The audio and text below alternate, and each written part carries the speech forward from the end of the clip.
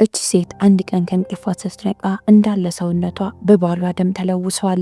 ምን እንደተፈጠረ እንኳን በቅጡ ሳታውቀው ወደ እስር ቤት ትገባለች። ሰላም እንዴት ናችሁ? ዛሬም ሁልጊዜም እንደማረገው አንድ አሪፍ ያልኩትን ፊልም ይዤላችሁ መጥቻለሁ። እኔ እህታችሁን ማገዝና ማበረታታት የምትፈልጉ ከሆነ ሰብስክራይብ ያደረጋችሁ ቤተሰባችሁ አድርጎኝ የምሰራቸው ፊልሞች ሌሎች ሰዎች ጋር እንዲደርስ የላይክ ምልክቷን እየተጫናችሁ የዛሬውን ፊልም ጀምሩት። ወደ ፊልሙ ታሪክ ስንሄድ ፊልሙ ሲጀምር ሊሳ የምትባል ሴት ያስተዋውቀናል። ቆንጅዬ ወንድ ልጅ አላት። እናም ከሱ ጋር ጥሩ ጊዜ እያሳለፈች ነበር። ወደ ከሰዓት በኋላ ሊሳ ከባሏና ከልጇ ጋር አንድ ትልቅ ፕሮግራም ላይ ይካፈላሉ። የሊሳ በጣም የቅርብ ጓደኛም እዚህ ፕሮግራም ላይ ነበረች።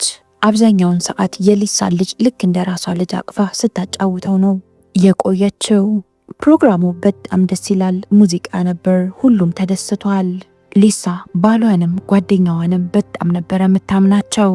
የሊሳ ባልም ኒክ አንድ ቆንጅዬ ጀልባ እንደገዛም ይነግራታል። ከዛም እኔና አንቺ ብቻችንን ጊዜ ወስደን እንዝናና ብሎ ጥያቄ ያቀረበላት።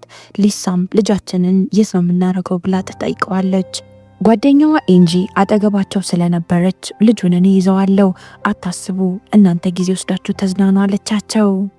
ሊሳ ከባሏ ጋር አንድ ላይ በአዲሱ ጀልባቸው እየተዝናኑ ነው። ከሌላ ጊዜ በተለየ እነዚህ ሁለት ባልና ሚስቶች በጣም ደስተኛ ነበሩ።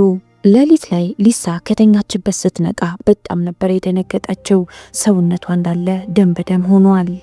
የለበሰችው ልብስ፣ የመተኛ ክፍሉ በጠቅላላ ደም በደም ሆኗል። እናም ምን እንደተፈጠረ ስላላወቀች በጣም ነበር ግራ የተጋባችው። ሊሳም በድንጋጤ ውስጥ ሆና እየደጋገመች የባሏን ስም እየጠራች ከጀልባው መተኛ ክፍል ውስጥ ትወጣለች። ልክ ከዛው እንደወጣች ነበረ በደም የተለወሰ ቢላ ያገኘችው። ሊሳ ግራ በመጋባት ስሜት ልክ ቢላው እንዳነሳች ነበረ ከየት እንደሆነ ሳይታወቅ አንድ ማብራት እሷ ላይ ያበራው። ፖሊሶችም እየደጋገሙ እንደከበቧትና የያዘችውን ቢላ እንድትጥል ማስጠንቀቂያ ይሰጧታል። ሊሳ በጣም ግራ ተጋብታለች። ብዙም ሳይቆይ ሰዎች፣ ፖሊሶች፣ ሁሉም ሰው በጠቅላላ የሊሳን ባል እየፈለገው ነው። የት እንደሄደ እስካሁን አልታወቀም። ፖሊሶቹም ከዚህ በኋላ እኛ ፍለጋችንን ልናቆም ነው ይሏታል። ሊሳ እባካችሁ ባሌን ፈልጉልኝ እያለች ፖሊሶቹን ትማጸናለች። ዋናው ፖሊስም ፍለጋው ከዚህ በኋላ መቀጠል እንደሌለበት ሲረዳ ባልሽ የዛን ቀን ውሃ ውስጥ ገብቶ ከሆነ ምንም በህይወት የመትረፍ እድል የለውም፣ ሞቶ ነው የሚሆነው ይላታል። ሊሳም ይህንን ዜና መቀበል ስላልቻለች ማልቀስ ትጀምራለች። የሚቀጥለው ቀን ሊሳ ከልጇ ጋር እየተጫወተች ያለ ፖሊሶች ይመጣሉ። እናም ባልሽ እንደ ሞተ ልንወስን አስበናል አሏት። የሚያሳዝነው ግን በባሏ ሞት አንደኛ ተጠርጣሪ እራሷ ሊሳ ነበረች። በዚህም ምክንያት ምርመራው እስኪያልቅ ድረስ ትወሰድና ሊሳ ማረፊያ ትቆያለች። ጠበቃዋ የሚመጣና የሚያሳዝን ነገር ነው። በዋስ ላስወጣሽ ሞክሬ ነበር፣ ነገር ግን አይቻልም ብለው ከለከሉኝ ይላታል። ሊሳ ሌላ ምንም አማራጭ ስለሌላት ልጇን ለተወሰነ ጊዜ ቢሆን ከጓደኛዋ ጋር ትተዋዋለች። ሊሳ እዛ ትንሽ ጀልባ ላይ የዛን ቀን ምን እንደተፈጠረ ለጠበቃዋ እያብራራችው ነው። የተወሰነ አልኮል ከጠጣን በኋላ ሁለታችንም የእንቅልፍ ስሜት ስለተሰማን ገብተን ወደ ውስጥ ተኛን። ስነቃ ራሴን ደም በደም ሆኜ ያገኘሁት። እኔ ምንም ያረኩት ነገር የለ ብትልም ያመናትም የሰማትም ሰው የለም። ጠበቃዋም ይሄ ነገር ከመፈጠሩ ከሁለት ወሩ በፊት አንቺም ባልሽም አዲስ ኢንሹራንስ ገብታችሁ ነበር፣ በጣም ውድ ኢንሹራንስ ለምን ገባችሁ ብሎ ጠየቃት። ሊሳም በጣም ትናደድና እኔ ለገንዘብ ብዬ ባሌን የምገለው ይመስላል ብላ ጠበቃው ላይ ትጮህበታለች። ጠበቃው እንደዚህ ታረጊያለሽ እያልኩ አይደለም፣ ነገሮች ግን አንቺ ወንጀለኛ እንደሆንሽ ነው የሚጠቁሙት ይላታል። ሊሳ ፍርድ ቤትም ከቀረበች በኋላ ነገሮች በጠቅላላ እሷ ጥፋተኛ እንደሆነች ነው የሚያመላክቱት። ሊሳ በተቻላት አቅም ንጹህ እንደሆነችና ምንም እንዳላደረገች ለፍርድ ቤቱ ለማሳመን ብትሞክርም አልሆነላትም። ሊሳ እኔ የእውነት ራሴን እያወቅኩ ይህንን ነገር አላደረኩም፣ ምናልባት ተኝቼ በእንቅልፍ ልቤ እየተራመድኩ ሊሆን ይችላል እንጂ ትላለች። ሊሳ አሁንም ድጋሚ ፍርድ ቤት ከመቅረቧ በፊት ጠበቃዋ የቻልኩትን ነገር በጠቅላላ አድርጌያለሁ፣ ከዚህ በላይ ልረዳሽ አልችልም ብሎ ጥሏት ይሄዳል። ሊሳ አሁን ምንም አማራጭ የላትም። ተፈርዶባት እንደምትታሰር እርግጠኛ ነች። በዚህ ምክንያት ጓደኛዋን ልጄን በጉዲፈቻ ልጅሽ አድርጊውና አሳድጊው ብላ ትለምናታለች። ምክንያቱም የሊሳ ቤተሰቦች በጣም ክፉ ሰዎች ስለሆኑ ልጇን በስነ ስርዓት እንደማያሳድጉላት ታውቀዋለች። የገንዘብ ነገር ምንም እንዳያሳስብሽ፣ ያለውን ገንዘብ በጠቅላላ በልጄ ስም አስቀምጥልሻለሁ አለቻት። መጀመሪያ የሊሳ ጓደኛ አንጂ እሺ ያላለቻትም ነበር። በኋላም ግን እሺ ብላ ተስማማች። ሊሳም በተቻላት አቅም ነገሮችን ለልጇ ለማብራራት ትሞክራለች። ለተወሰነ ጊዜ ከአክስት ጋር ትቆያለ፣ እናም እኔ ስመጣ ደግሞ ከኔ ጋር እንኖራለን አለችው። በስተመጨረሻም ሊሳ ይፈረድባትና ከፍተኛ ጥበቃ ወዳለበት ትልቅ እስር ቤት ትዘዋወራለች። ሌሎች ሴት እስረኞች ሊሳን ሲመለከቷት አንቺ 6 ወርም እዚያ አትቆይም፣ ነገሮችን ተቋቁመሽ የምታልፊ አይነት ሴት አይደለሽም አሏት። ሊሳ ግን በሚገርም ሁኔታ ከ6 ወርም አልፋ እዛው እስር ቤት ውስጥ ቆየች። የታሰረች ሰሞን አንጂ ልጇን ይዛ እየመጣች ሊሳን ትጠይቃት ነበር። ሊሳ ልጇን ባየች ቁጥር ከእስር ቤት ለመውጣት ብርታቱን ታገኘዋለች። ከተወሰኑ ጊዜያት በኋላ ኤንጂ እንደ ድሮ ቶሎ ቶሎ ልጁን ይዛ እየመጣች ሊሳን መጠየቅ አቆመች። በዚህ ምክንያት ሊሳ ሌሊቱ ሙሉ ስታለቅስ ሌሎች ታሳሪዎች ይሰሟትና ቀን ላይ ምን ሆነሽ ነው የምታለቅሽው ብለው ጠጋ ብለው ጠየቋት። እሷም ታሪኳን ከነገረቻቸው በኋላ የሰው ልጅ ዝም ብሎ ከመሬት ተነስቶ አይጠፋም፣ የሆነ የተደበቀ ምስጢር አለ ብለው ነገሯት። ጓደኛሽን እንዴትም መፈልጊያትና እውነቱን ለማወቅ ሞክሪ ብለው ይመክሯታል። የሊሳ ጓደኛም ስልክ አላነሳም ብላ ስታስቸግራት ሊሳ ጓደኛዋ ትሰራበት ወደ ነበረው ትምህርት ቤት ተደውላለች። እነሱም እዚህ ትምህርት ቤት ስራ መስራት አቁማለች፣ አድራሻም ስለቀየረች የምትፈልጊ ከሆነ ስልክ ቁጥሯን እንስጥሽ አሏት። በዚህ ምክንያት ሊሳ የጓደኛዋን አዲስ ስልክ ቁጥር ታገኛለች። ከዛም ሊሳ ቀጥታ ጓደኛዋ ጋር ደወለች። ሊሳ ጓደኛዋ ስልኩን እንዳነሳችላት ፈጥና የጠየቀቻት ልጄ እንዴት ነው ብላ ነበር። እናም ለምንድን ነው መታችሁ መጠየቅ ያቆማችሁት? እኔ ልጄን ካየሁት እኮ ወራቶች ሆኑኝ አለቻት። የሊሳን ጓደኛ ልደውልልሽም እያሰብኩ ነበረ፣ ነገሮች አለመች ስላሉኝ ነው መጥቼ ጠይቄሽም አላቀው ትላታለች። ሊሳም ምክንያቶች አልነበረም መስማት የፈለገችው፣ ከልጄ ጋር አገናኘኝ ትልና የልጇን ድምፅ ለመስማት ትሞክራለች። ልክ የልጇን ድምፅ እንደሰማች ሊሳ ትንሽም ቢሆን የእረፍት ስሜት ተሰማት። ብዙ ጥያቄዎች ጠየቀችው። ደህና ነህ? ደስተኛ ነህ? ምግብ እየበላህ ነው? የእናትነቷን ብዙ ጥያቄ ጠየቀችው። በዚህ መሃል ልጁ እናቱን ስልክ እያናገረ አባዬ ብሎ ይጮሃል። ሊሳም በጣም ነበር የደነገጠችው። ሌላ ተከታይ ጥያቄ ሳትጠይቀው ስልኩ ተቋረጠ። ሊሳ ደጋግማ መልሳ ለመደወል ብትሞክርም ስልኩ እየሰራ አልነበረም። በዚህን ሰዓት ነው ሊሳ ቀስ በቀስ እውነቱ እየተገለጠላት የመጣው። የምታምናቸው 2 ሰዎች ክደዋት እሷን እስር ቤት አስገብተው እነሱ ፈታ ብለው እየኖሩ ነው። ከሁሉም በላይ ደግሞ ሊሳን በጣም የጎዳት ልጇም ከሷ መራቁ ነበር። ሊሳ ደጋግማ ለኢንሹራንስ ድርጅቱ እየደወለች ባሌ በህይወት አለ፣ እናንተንም አታሉ ነው ገንዘብ የወሰደው እያለች እውነቱን ልትነግራቸው ብትሞክርም እብድ ናት ብለው በማሰብ ምንም ነገር እየሰሟት አልነበረም።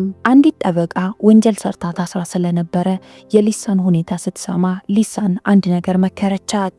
እዚህ እስር ቤት ውስጥ እስካለሽ ድረስ ምንም ነገር ማምጣት አትችይም፣ በዛ ላይ ደግሞ በአንድ ወንጀል 2 አትከሰሽም አለቻት። በሌላ በኩል ሊሳ ባልሽን ገለሻል በሚል ምክንያት አሁን እስር ቤት ውስጥ ቅጣቷን እየተቀጣች ነው። እናም አሁንም በድጋሚ ባልሽን ገለሻል ተብላ መከሰስ አትችልም። ቅጣቷን ጨርሳ ባሏን ፈልጋ አግኝታው ብትገለው ድጋሚ መከሰስ አትችልም። ነገሩ ትንሽ ቢያስፈራም ለሊሳ ግን በጣም ብርታት ነበር የሰጣት። እስር ቤት ውስጥ የተለያዩ ስፖርቶችን መስራት ትጀምራለች። ራሷን ለማጠንከር እየሞከረች ነው። እናም በቀልን እያሰበች የእስር ጊዜዋ እንደውም እያጠረላት መጣ። አንድ ቀን የእስር ቤት ጓደኞቿ የልጇን ልደት እዛው እስር ቤት ውስጥ ያከብሩለታል። ሊሳ ከደስታ ይልቅ በጣም ፍርሃት ነበር የተሰማት። ከዚህ ሁሉ ዓመት በኋላ ልጄ ተመልሼ ሲሄድ ላያስታውሰኝ እኮ ይችላል ብላ ታስባለች። ምክንያቱም ልጇን ካየችው ዓመታቶች ተቆጠሩ። ሊሳ ከታሰረች 6 ዓመት ሆናት። እስር ቤት ውስጥ ያለችው የሊሳ ጠበቃ ጓደኛዋ በተለያዩ ነገሮች ሊሳን ተረዳታለች። እናም በምህረት እንድትፈታ ፍርድ ቤት ስትቀርብ ምን ማለት እንዳለባትን በደንብ ታስጠናታለች። ሊሳም በምህረት እንድትለቀቅ ጉዳዩ ሲታይ ሰዎቹን እንዴትም አድርጋ ሳምናቸው ሊሳ በምህረት ትለቀቃለች። በነፃ ብትለቀቅም ከውጭ ሆኖ ነገሯን የሚከታተል ግን አንድ ፖሊስ ተመድቦላታል። ይሄ ሰው የሚላትን እያንዳንዱን ነገሮች መስማት አለባት። እሱም ያገኝላትን ስራ መስራትም ግዴታዋ ነው። ምሽት ላይ ከ2 በላይ ማምሸት አትችልም። 2 ሲል ቤት ውስጥ መገኘት አለባት። የትኛውንም አይነት ስህተት ሰርታ ብትገኝ ቀጥታ ተመልሳ ወደ እስር ቤት ትገባለች። ይህም ፖሊስ ሊሳን ስለ ልጇ ሲጠይቃት ሊሳም ቀዝቀዝ ባለ ድምፅ አይመለከተኝም ስለሱ አለችው። ሊሳም አንድ ክፍል ይሰጣትና ወደ ክፍሏ ትሄዳለች። ሊሳም መጀመሪያ ማድረግ የጀመረችው የጓደኛዋን አድራሻው መፈለግ ነው።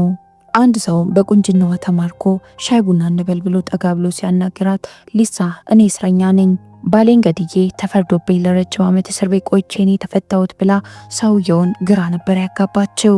ብዙም ሳይቆይ ሊሳ በጓደኛዋ ስም የተለያዩ አድራሻዎችን ታገኛለች።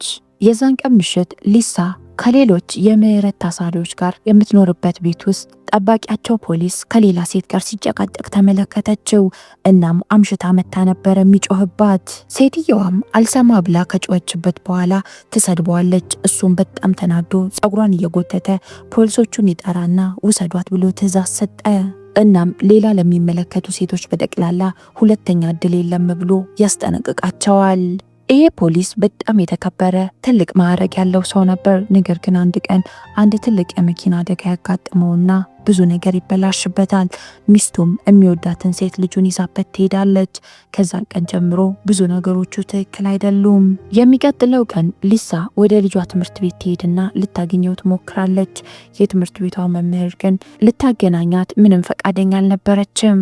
ሊሳም እሺ ብላ ነገሮችን ብታልፍም የዛን ቀን ምሽት ግን ተመልሳ ወደዛ ትምህርት ቤት ትመጣለች። በተመሳሳይ ሰዓት ሊሳ በተባለችው ሰዓት ወደ ቤታቸው ስላልገባች ጠባቂያቸው ፖሊስ በጣም ተናዶ ሊሳ የታለች ብሎ እየጠየቀ ነው። ሊሳ ወደ ትምህርት ቤቱ ርዕሰ መምህር ክፍል ከገባች በኋላ የተማሪዎችን ፋይል ታገላብጣለች።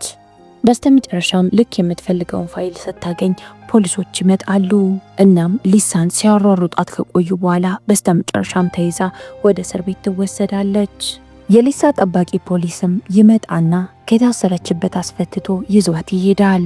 ከዛም የእውነት የልጅን አድራሻ እየፈለግሽ ነበረ እዛ ትምህርት ቤት ሰብረሽ የገባሽው አላት። ሊሳ በጣም ተናዳ ስለነበር ምንም መልስ አልሰጠችውም። ግን መኪና ውስጥ የአንዲት ቆንጅዬ ልጅ ፎቶ ተመለከተች። እናም ማናት ብላ ስትጠይቀው ፖሊሱ ምንም ምቾት ስላልተሰማው ፈጠን ብሎ ፎቶውን ያነሳዋል።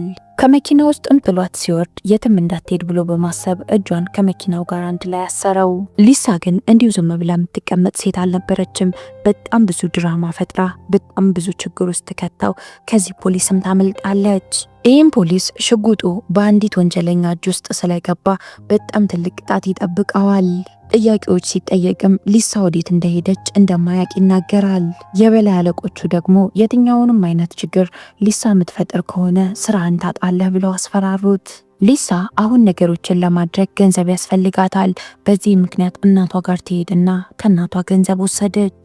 ያ ፖሊስ ሊሳን ለማግኘት የተቻለውን እያደረገ ነው። እስካሁን ግን ወዴት እንደሄደች አላወቀም። ሊሳ ጓደኛዋ አሁን የት እንደምትኖር በብዙ ፍለጋ ካገኘች በኋላ ቀጥታ እሷን ለማግኘት ትሄዳለች። ሊሳም ጓደኛዋ ትኖርበታለች ብላ ወዳሰበችው ቤት ትሄድና በሩን ታንኳኳለች። በሩን ስታኳኳም የከፈተው ሰው ሌላ ሰው ነበር።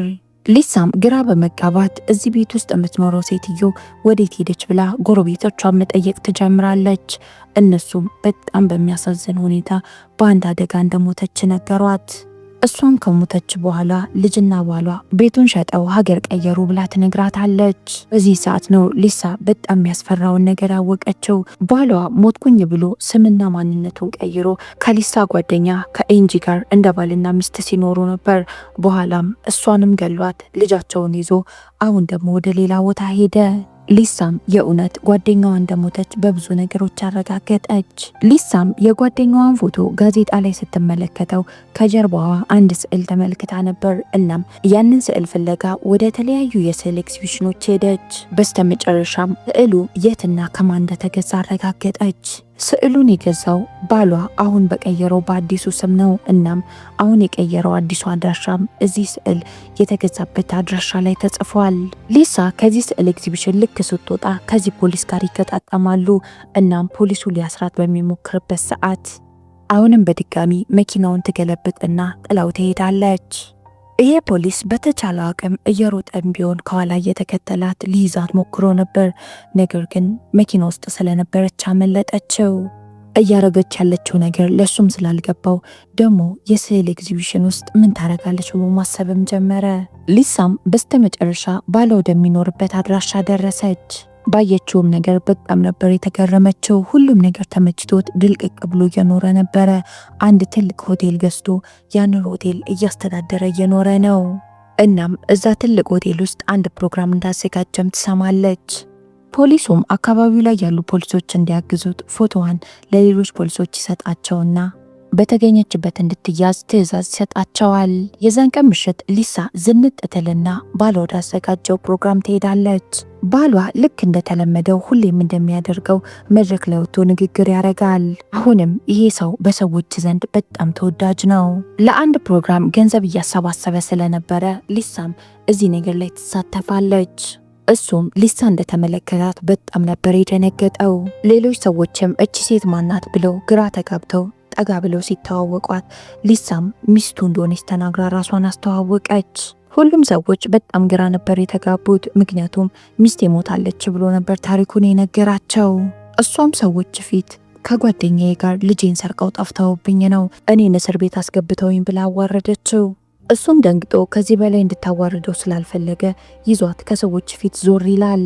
ሊሳ የመጀመሪያ ጥያቄ የነበረው ልጄ የት ነው ያለው የሚለው ነገር ነው።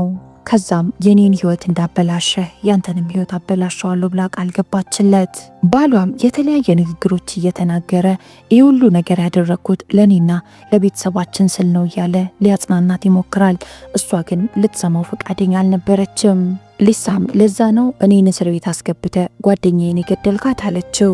በዚህን ሰዓት ሊሳ የሚከታተላትን ፖሊስ ከሩቁ ትመለከተዋለች። ሊሳም ከዚህ በላይ መቆየት እንደማትችል ስትረዳ ባሏን አሁን ከዚህ በላይ መቆየት አልችልም፣ ነገ እናወራለን ብላ ጥላው ትሄዳለች። በስተመጨረሻም ፖሊሱ የሆቴሉ ባለቤት የሊሳ ባል መሆኑን ሳያውቅ የሊሳን ፎቶ እያሳየው እቺን ሴት አይታታል ብሎ ጠየቀው። የሊሳ ባልም በጣም ተረጋግቶ አላየዋትም ብሎ ነበር የመለሰው። ፖሊሱም ተጠንቀቅ፣ እቺ ሴት መሳሪያ ይዛለች፣ እናም የቀድሞ ባሏን እየፈለገችው ነው ይላል። ሊሳም ምግብ ለመብላት ወደ አንድ መጠጥ ቤት ትገባለች። እናም እዛ መጠጥ ቤት ውስጥ የነበረ አንድ ሽማግሌ ጠጋ ይልና ተጠንቀቂ፣ ፖሊሶች ፎቶሽን በየቦታው በትነውታል ብሎ ነገራት። ብዙም ሳይቆይ ወደዛ መጠጥ ቤት ፖሊሶች ሲመጡ ይሄ ሽማግሌ ረድቷት ሊሳ ከዛ መጠጥ ቤት ቀድማ ትወጣለች። የሚቀጥለው ቀን ሊሳን የሚከታተለው ፖሊስ አሁንም በድጋሚ የሊሳን ባል ለማግኘት ይመጣል። እንዳጣራውት ከሆነ ሊሳ ትላንትና አንተን ስትከታተልህ ነበር፣ ለምንድን ነው ብሎ ይጠይቀዋል። እሱም እየቀለደ እቺ ሴት ከእስር ቤት ነው የወጣችው፣ የአእምሮ ጤናዋ ትክክል አይሆን ይሆናል ብሎ ይመልስለታል። በዚህ ሰዓት ስልኩ ይጮሃል። ሊሳ ነበር የደወለችለት። የስራ ስልክ የተደወለለት ያስመስልና ፖሊሱ እንዲወጣ አድርጎ ስልኩን አንስቶ ያወራል። ሊሳም ልጄን ይዘ ወደ መቃብር ቦታ ና ብላ ትዕዛዝ ሰጠችው። ከዛም በተስማሙት ሰዓት ኒክ እሱ ወዳለችው መቃብር ቦታ ይሄዳል። እሷም ብቻውን ስትመለከተው ቆጣ ብላ ልጄ የታለ ብላ ጠየቀችው። እሱም በሩቁ እየተራመደ ያለ ሕፃን ልጅ አሳያት። እሷም ልጄ ነው ብላ በማሰብ ከኋላ ትከተለዋለች። በዚህ መሃል ባሏ ከኋላ ይመታትና ሊሳን ራሷን እንድትስት ያረጋታል። ከዛም ፈጠን ብሎ ወደ አንድ መቃብር ቤት አስገብቶ በር ይዘጋባታል። እንደ እውነቱ ከሆነ የሕፃን ልጅ የሊሳ ልጅ አልነበረም። በስተመጨረሻም ይሄ ፖሊስ ሊሳ እየተናገረችው የነበረው ነገር እውነት ነው ብሎ ማመን ይጀምራል። እናም ነገሮችን ለማጣራት ሲሞክር የሆቴሉ ባለቤት የሊሳ ሞተ የተባለው የቀድሞ ባል እንደሆነ ማወቀ። ሊሳ ራሷን ስታውቆይታ ስትነቃ ራሷን ያገኘችው የሬሳ ሳጥን ውስጥ ነበር። የሬሳ ሳጥኑንም እየደበደበች ለመውጣት ብትሞክርም አልሆነላትም። እናም ቦርሳዋ ውስጥ ከፖሊሱ የሰረቀችው ሽጉጥ ስለነበር ሽጉጡን ተጠቅማ ቁልፉን ትሰብረውና ከሬሳ ሳጥን ውስጥ ትወጣለች። ከዛም ቀጥታ አሁንም ባሏን ፍለጋ ድጋሚ ሄደች። ግን ባሏን ከማግኘቷ በፊት ቀደም ብሎ ፖሊሱ ያገኛታል። ሊሳ በጣም ደክሟትና ነገሮች አድክመዋት ስለነበር ይህንን ፖሊስ ተደግፋ ታለቅሳለች። እሱም ያረጋጋትና ነገሮችን እሱ ባለው መንገድ እንዲያረጉ ይነግራታል። የሊሳ ባል አሁንም በድጋሚ ወደ ቢሮ ሲመለስ አሁንም ያንን ፖሊስ እዛው ቁጭ ብሎ አገኘው። ፖሊሱም እንድናወራ ፈልጋለሁ ብሎ ተያይዘው ወደ ቢሮ ይገባሉ። እናም ነገሮችን እንዳጣራሁት አንተ የሊሳ ባል ነህ። ማስረጃ የምትፈልግ ከሆነ በጣም ብዙ ማስረጃዎች እጄ ላይ ያሉ ብሎ የተለያዩ ወረቀቶች ከኪሱ ያወጣል። የሊሳ ባል ትንሽ የደነገጠ ይመስላል። ራሱንም ለማዳን ብሎ የሊሳ ባል ለፖሊሱ ጠቀም ያለ ገንዘብ እንደሚሰጠው ቃል ይገባለታል። ፖሊሱም የተወሰነ ካቅማማ በኋላ ጥሩ፣ እንደዛ ከሆነ ገንዘቡን አሁኑኑ ይዛልኝና አለው። የሊሳ ባል ኒክም ሙሉ ገንዘቡ እጄ ላይ የለም፣ አሁን ግማሽ ገንዘቡን ልስጥህና ቀጥዬ ደግሞ ግማሹን እሰጥሃለሁ አለው። በስተመጨረሻም ፖሊሱ አንድ ችግር ግን አለ፣ ሊሳ እንዴት ልናረጋት ነው ይለዋል። የሊሳ ባልም ምንም አያሳስብህ፣ እሷን እኔ እንደሚደረገው አድርጌ ጸጥ አስብያታለሁ ይለዋል። የዛኑ ሰዓት ሊሳ ሽጉጥ ይዛ ወደ ቢሮ ትገባለች። የሊሳ ባልም በጣም ደንግጦ ለምን ዝም ብለህ ታያታለህ? ልትገለኝ እኮ ነው ይለዋል። ፖሊሱ ምንም አላደረገም፣ ዝም ብሎ ቁጭ ብሎ ይመለከታል። የሊሳ ባልም አሁን የምትገይኝ ከሆነ የተቀጣሽውን እጥፍ ቅጣት ነው የምትቀጭው ይላታል። እሷም ሕጋችን እኮ በአንድ ጥፋት አንድ ሰውን ሁለት አይቀጣም አለችው። ሊሳም ሽጉጡን ፊቱ ላይ ትደቅንበትና ልጅ የት ነው ያለው ብላ ጠየቀችው። እሱም በስተመጨረሻ ልጁን ያስገባበትን አዳሪ ትምህርት ቤት ስም ነገራት። እሷም ልታስደነግጠው ስለፈለገች ሽጉጡን እንዲሁ ዝም ብላ ትተኩሳለች። ከዛም እንዲሁ በነፃ አለቅህም፣ እኔ የታመምኩትን ህመም ትታመማለህ አለችው። ፖሊሱም በመግደል ወንጀል ትከሰሳለህ ይለዋል። ሊሳ ባልም እኔ ማንንም አልገደልኩም ብሎ ሲናገር ፖሊሱ ሊሳን ገድያለሁ ብሎ ሲናገር የቀዳውን ድምፅ አሰማው። የሊሳ ባልም ችግር ውስጥ እንዳለ ሲያውቅ ፈጠን ብሎ ደብቆ ያስቀምጠውን ሽጉጥ ያነሳና ፖሊሱ ላይ ይተኩስበታል። ከዛም ፖሊሱን ጨርሶ ሊገለው ሽጉጡን ሲያቀባብል ሊሳ ፈጠን ብላ ተኩሳ ባሏን ገደለችው። ፖሊሱም ጉዳቱ ቀለል ያለ ስለነበር ፈጠን ተብሎ ወደ ሆስፒታል ይወሰዳል። ሊሳ አሁንም ድረስ የኒክ ሚስቱ ስለነበረች ሙሉ በሙሉ ንብረቱን የወረሰችው እሷ ናት። ነገሮችን ካስተካከለች በኋላ ሊሳ ልጇን ለማየት ቀጥታ ወደ ገባበት አዳሪ ትምህርት ቤት ትሄዳለች። ሊሳም ከብዙ ስቃዮች በኋላ በስተመጨረሻ ከልጇ ጋር ተገናኘች። የዚህ ፊልም ታሪክ እዚህ ላይ ያበቃል። እቺ ሴት ባሏን ፈልጋ ባትበቀለውና እዛው እስር ቤት ብትቆይ ትክክል ነው ብላችሁ ታስባላችሁ? ኮመንት ላይ ሀሳብ አስተያየታችሁን አስቀምጡልኝ። እስካሁን አብራችሁን ስለቆያችሁ በጣም ነው የማመሰግነው። ነገ በተመሳሳይ ሰዓት በሌላ ፊልም እስከምንገናኝ ድረስ የነገ ሰው ይበለን። እወዳችኋለሁ። ቻው